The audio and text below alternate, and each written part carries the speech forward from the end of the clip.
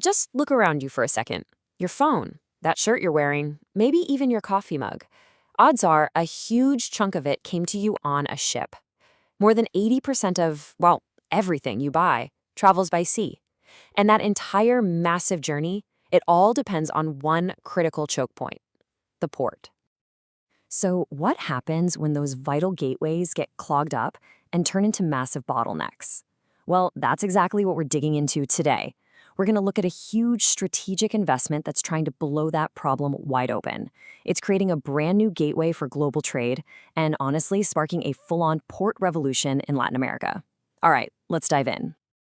So here's how we're going to break it down. First, we'll look at the global shipping bottleneck. Then we'll zoom in on Peru's new Megaport. We'll uncover the strategy behind it, see how it's going to reshape South American trade, and finally pull back to see the bigger picture. All right, first things first, let's get into the problem.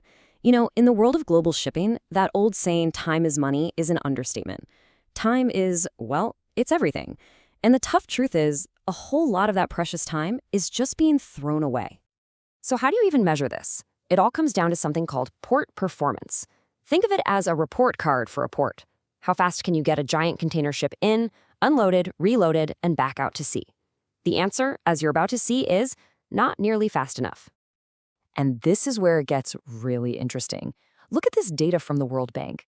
You would probably guess that most of a ship's time in port is spent, moving cargo. But nope, that's only about 60% of the time. The other 40%, that's a staggering amount of time just wasted, waiting to dock or just sitting there idle. We're talking about a massive, global-scale inefficiency here. And here's why this really matters. All that wasted time, it has very real consequences. See, to make up for those delays, ships have to go faster at sea, which means they burn a ton more fuel. That drives up costs, which you and I end up paying, and of course, it pumps more emissions into the atmosphere. So, what if you could just start from scratch? What if you could build a port designed from the ground up to completely get rid of those delays? Well, that's exactly what's happening. Let's head over to South America to see this massive new solution in action. Okay, say hello to the Port of Chancay in Peru. And let me be clear, this is not just another port. It's a game-changing, multi-billion-dollar mega project. Think of it as a brand new superhighway intersection for cargo, a transshipment hub that's been engineered from day one to handle the biggest ships and just completely bypass all that old, slow infrastructure. And right off the bat, it has a huge natural advantage. We're talking a natural deepwater draft of almost 18 meters. That is seriously deep. Deep enough for the absolute titans of the sea, the largest ships on the planet. Yeah, we're talking about ships that can carry more than 18,000 of those standard shipping containers. These are the mega ships that most older ports, well, they just can't physically accommodate them. And the sheer scale here is just wow.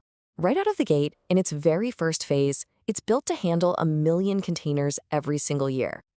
Okay, so the big question is, who is putting up the billions for this and why?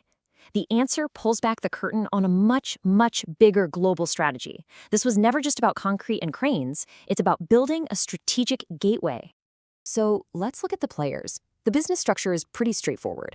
The majority owner, holding a 60% stake, is COSCO Shipping. That's a huge Chinese state-owned enterprise. The other 40% belongs to a Peruvian mining company called Vulcan. And that COSCO ownership, that's the key that unlocks the bigger picture here. The Port of Chancay isn't a standalone project. It's actually a flagship component of China's massive Belt and Road Initiative. Their global strategy to build a whole new network of trade corridors connecting Asia with everywhere else. And you better believe the stakes are high. The vision for this port is enormous, backed right from the top. We're talking projections of $4.5 billion in revenue a year and creating 8,000 jobs. For Peru, it's a potential cornerstone for their economy, and for China, it's a major strategic foothold. Look, when you drop a boulder this big into a pond, it doesn't just make a splash, it creates waves. This port isn't just a new dot on the map. It's a whole new center of gravity for trade, and it's already sending shockwaves across South America. Let's just put it side by side to see how disruptive this really is. In one corner, you've got Chancay, ready for megaships, offering a direct shot to Asia, designed to be the regional hub. And in the other corner, you have the traditional ports, which are smaller, slower, and rely on these older, roundabout routes. The contrast couldn't be clearer. And you can imagine this is making some people very nervous. Over in neighboring Chile, which has a huge shipping industry, there's a real fear that Chancay is going to just suck up all the business.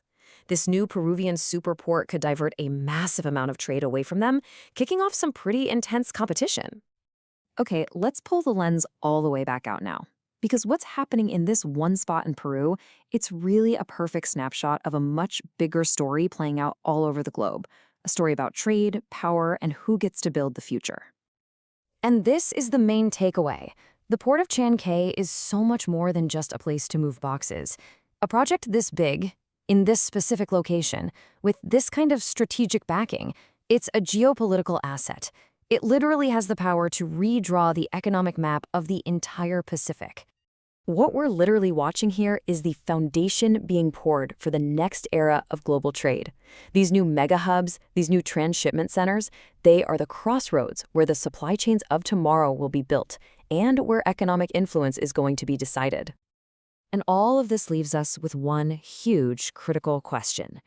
As these new hubs completely redefine the flow of global trade, you have to ask, who is going to navigate this new world? Who builds these gateways? Who controls them? And in the end, who really gets to chart the course for the future of commerce?